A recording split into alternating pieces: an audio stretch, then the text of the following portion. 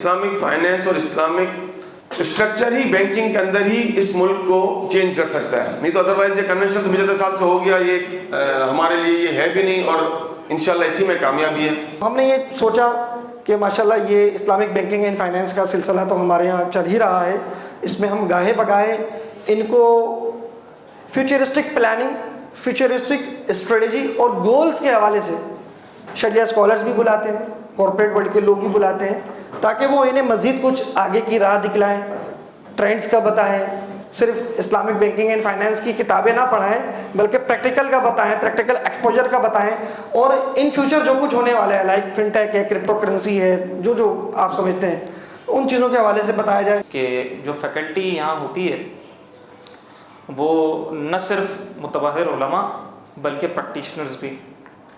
مفتی عمران افغان صاحب بیٹھے ہیں، مفتی عمران صاحب بھی پڑھا چکے ہیں، ڈاکٹر مفتی یونس علی صاحب خود RSBM ہیں، مفتی عمران صاحب RSBM ہیں، تو ہمارے وہ علماء کے جو پریکٹیشنرز ہیں، پروفیشنلز ہیں، وہ پڑھاتے ہیں۔ پروفٹ اینڈ لاس ڈسٹریبیوشن اگر پڑھانا ہوگا تو آپ کو جو ہے وہ پول مینیجر آ کر پڑھا رہے ہوں گے، تو جو جس کا ریلیونٹ ڈپارٹمنٹ ہے، سیگمنٹ ہے، ہم انہی کو جو ہے نا وہ اپروچ کرتے ہیں اور ان سے وقت لیتے ہیں اور وہ آ کر پڑھاتے ہیں۔ تو الحمدللہ یہ ہمارا ایک سلسلہ چل رہا ہے۔ تبلیغ دین کا مزاج، تبلیغ دین کا جو طریقہ کار ہے وہ شاید اس وقت بڑا ایک تبدیل ہو چکا ہے۔ اب ہم صرف ایک عالم بن کر ایک مسجد کے ممبر، مدرسے کی کلاس روم سے تبلیغ نہیں کرتے، بلکہ یہ جو اس وقت ہم بات کر رہے ہیں یہ بھی تبلیغ کا ذریعہ، اور سوشل میڈیا اور ہر فیلڈ میں آپ کو لوگ ملیں گے جنہیں تبلیغ اور جنہیں اسلام کی صحیح تصویر اور تشخص کی اور رہنمائی کی ضرورت ہے۔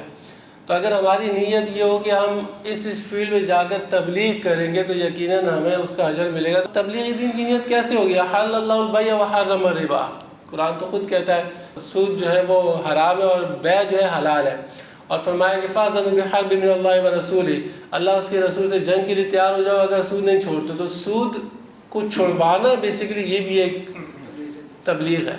خوشی بہت ہوئی دیکھ کے کہ 2-2.5 سال کا سفر، 2-2.5 سال میں تو پیپر ورک میں وقت گزر جاتا ہے، تو مجھے اللہ تعالیٰ کی بڑی برکت ہے اتنی۔ ہم جب انٹر ہوئے تو میں نے ہر کلاس میں بہت سارے طالب علم دیکھے، تو یہ جو انتظامیہ ہے اور جو یہاں کی جو باڈی ہے، جو اساتذہ، یہ بہت بڑی بات ہے۔ ہم نے اداروں کو دیکھا ہے، ہم خود ادارے بناتے ہیں اور ہم نے ان کے ساتھ کام کیا ہے۔